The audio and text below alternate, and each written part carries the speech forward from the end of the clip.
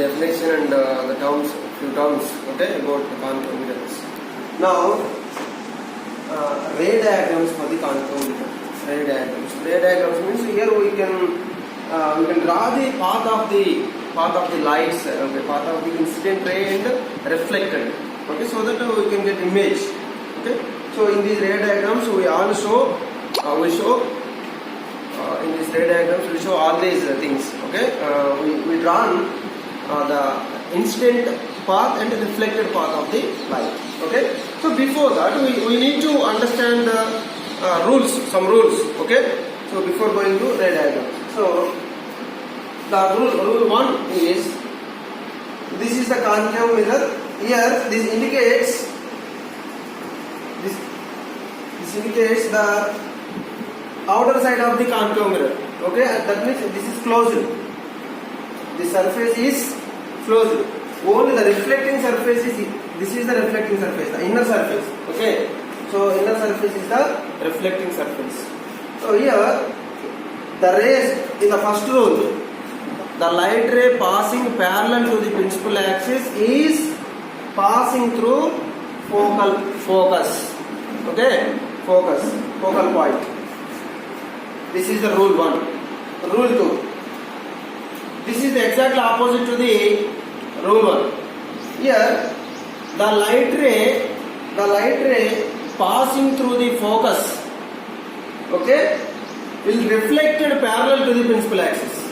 The light ray passing through the focus will get reflected parallel to the principal axis. This is the rule 2, okay. The rule 3 here, the light ray passing through the center of curvature will get reflected in the same path, okay. The light ray passing through the center of curvature will get reflected in the same path.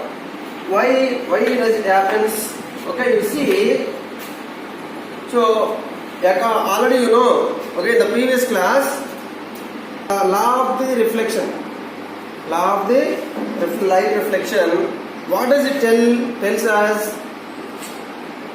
When light falls on an object, the incident angle at normal is equal to the reflected angle. Yes or no? The incident angle is equal to the reflected angle. This is the law of reflection, okay. So you can see here, this is the curved surface,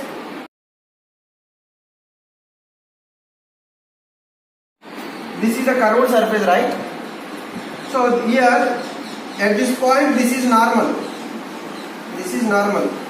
Now light ray is passing through the center of curvature, okay, that means along the normal. So what is the incident angle here? You have to tell, okay, think for a while. What is incident angle here? The incident angle I is equal to, okay. So the incident angle is whenever light falls at this point, okay, the light makes some angle with normal, that is called incident angle, right? Here the light falls along the normal, okay, that's why the incident angle is 0. The incident angle is 0. Yes or no? So according to law of reflection, incident angle is equal to law of reflected angle, right? Incident angle equal to reflected angle. So that what is the reflected angle? This is also becomes 0. That's why the light ray is reflected along the same path, okay. So the path which is incident angle passes through, the reflected angle also passes through that path. This is the reason why the incident angle is equal to 0, then the reflected angle is also 0. That's why, so whenever the light falls, okay, the incident light passing through the center of curvature, okay. So not only center of curvature, the incident ray which is passing through the normal, okay, reflected back through the normal, okay, it will not make any angle at the normal. This is the point you have to remember. Okay, once again I am repeating, the light ray which is passing through the normal will reflect back in the same path. Okay, why? Because at the incident angle makes a 0 degrees angle at the normal, that's why the reflected angle is also 0. Okay, so this is a third rule. So now fourth rule is